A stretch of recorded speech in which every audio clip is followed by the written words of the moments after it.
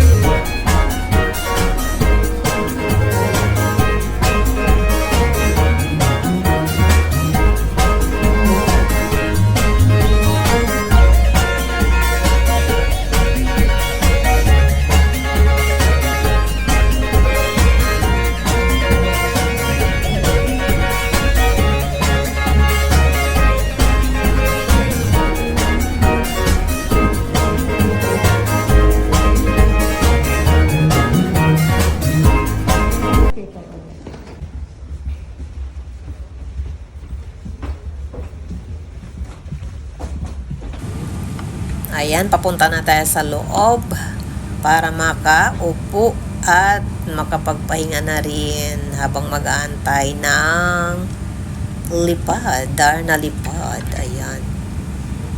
Maganda ang panahon ngayon at sana naman patnubayan tayo ng Panginoon sa ating biyahe. Ayan na guys, lumipad na siya.